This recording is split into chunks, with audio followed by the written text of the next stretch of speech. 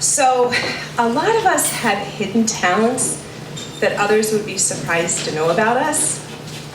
My hidden talent is that I write really good eulogies. I do. I don't know where I got this gift from, but I first discovered it about 18 years ago when I was dating a rabbi. My friends fixed me up with him. They thought I'd be a hip rabbi's wife. So, this rabbi had a very large congregation, and there was a rumor going around town that he was sleeping with the cantor. That's the person who sings the service. He was also a divorcee, and trust me, I was in the picture after the divorce because one of the worst forms of karma a Jewish woman can bring on herself is to be sleeping with a married rabbi. Anyway, this rabbi had a lot of funerals to officiate, which meant he had a lot of eulogies to write. One night, I was in his bedroom, and on the desk, I saw this big, black, leather-bound tome. And I was leafing through it, only to discover it was filled with forms, templates for eulogies. My internal sense of righteousness was offended. These families were in pain. They deserved something more than canned eulogies. So, I started asking the rabbi about questions with his meetings about the families, and I started editing all the eulogies. Then, the uncle of a well-known doctor in town, she's a TV personality, he died. And I figured, she was a nice woman, and her family deserved something better than a canned eulogy from the form book. So that's when my career of eulogy copy editor just got elevated to eulogy co-author.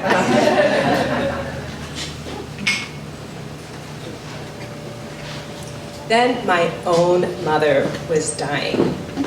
The rabbi and I had parted ways, and I was essentially commuting back and forth between Chicago and Philadelphia so I could spend some time with my mom.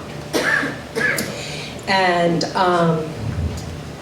one Friday afternoon, I was in a state store, and those of you who don't know the Commonwealth of Pennsylvania, you buy your alcohol in a state store. And I called the rabbi, and I said, could you please say my mom's name this Shabbat, the Mishaberach, that's the prayer for healing. I really want her name said in house of worship. And that's when the rabbi said to me in a condescending tone, you know what I tell people, I'm no closer to God than you are. Therefore, I'm not going to say her name. Well, that's the last time I spoke to that passive-aggressive rabbi. My mother did die shortly after that. And when I took the plane from Chicago to Philadelphia for the funeral, and I walked into my parents' apartment, my father and my sister were sitting at the formal dining room table, and my father proceeded to tell me how he planned out the service. It was going to be very simple. Only one person would speak, and it would be the rabbi. Not the rabbi I had just broken up with, but some renter rabbi. And I figured, no way. My mom was not going to get a eulogy from the rabbinic Eulogies for Dummies form book. She was going to get a 100% original eulogy crafted and delivered by her firstborn, me. So I said, you know, Dad, I prepared a few words. I'd like to read them to you. And that's when my sister chimed in. I told you, Paula always has something to say. I had something to say. And this is what I said when I was up on the pulpit. As some of you know, my mother Tammy was a very difficult woman. And I'm so proud of that. My mother was difficult. And she was also misunderstood. She had this genetic mutation. It was gene ATP7B to be exact. And that gene made her life miserable and ultimately killed her.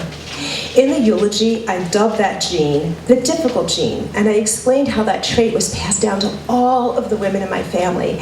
I had it, my sister had it, my niece had it, and I knew we all had this trait because to this day, all three of us are so beautifully and brilliantly difficult. My talk had great cadence. It was sprinkled with alliterism. It was replete with examples how my mom was a feminist ahead of her time. I had everyone in tears. If it was possible to canonize a difficult Jewish mother, I did it that day with my eulogy.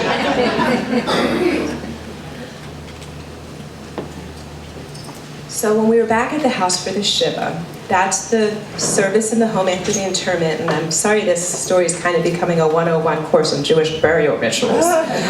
But anyway, the cantor came up to me, and he said, I hear a lot of eulogies in my line of work, and most of them are really bad, and yours was pretty good. And I was proud, and I felt this warmth emanating from my heart, spreading throughout my body to all 4 limbs, and I started thinking back to when I was a little girl and I was sent to Hebrew school. I didn't connect with the rabbi. He was distant, kind of howdy. Clearly it's a theme that carried over into my adult life, but it was the cantor that I really respected. He had this subtle irreverence, and he would tell me stories about, as a young man, how he left the United States and he went to Germany to study opera. And to this day, music and song can work their way into my heart and calm my soul. And I learned that day that with my words, I could do that for other people.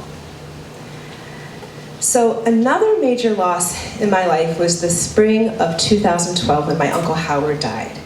I was living in California at the time, and his death rocked my world. He was like a surrogate father to me. He was our family rock, our family shrink. Hell, he was our consigliere. He was the only person who could unite the warring factions of my Jewish family.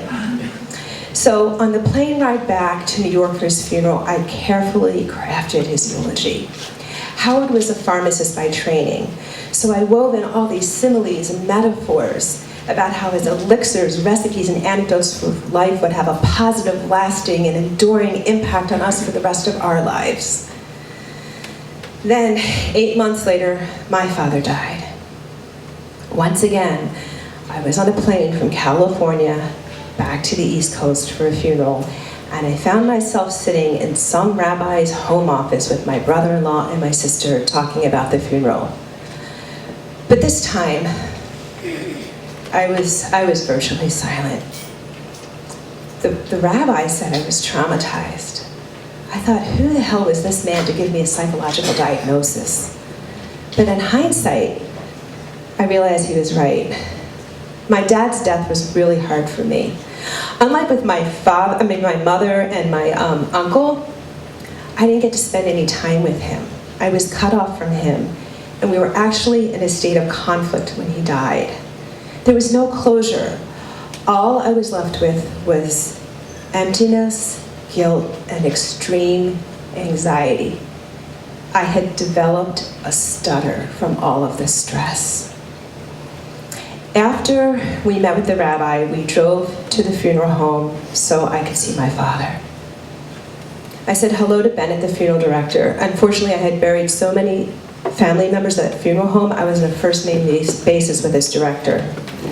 So Bennett shows me into the room where my father is. I look at the body and I shriek. I run out and I say, Bennett, you put me in the wrong room. That's not my father. Bennett tells me it's my father and to go back into the room. I look into my father's eyes and he's not there. It's just a body ravaged by the cancer. He's a lot shorter than I remember, and his beard was gone. And then I hear my mother's voice.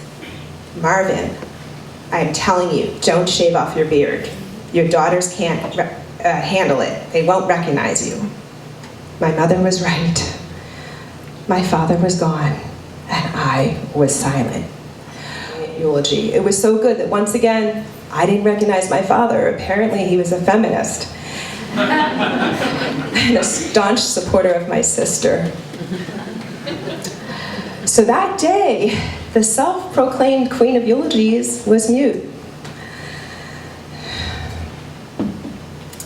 Dad, I don't know where you are, but here I am right now. Abba, Hineni. Father, here I am on the stage of martyrs. I hope you can forgive me for my silence that day. have so much to be grateful for, Dad. You gave me so many gifts, not just the gift of life, but my strength, my fortitude. I know you suffered and sacrificed a lot. I know it was hard. You were the child of immigrants. You drove that damn cab to put yourself through school so you could provide a better life for me. I guess I should thank you for giving me the chutzpah to tell this story, but we know I got that from Mom. Anyway, Dad, I hope wherever you are, you will accept this story tonight as my public declaration of my love, respect, and admiration for you. Dad, I miss you, I love you, and I will always need you.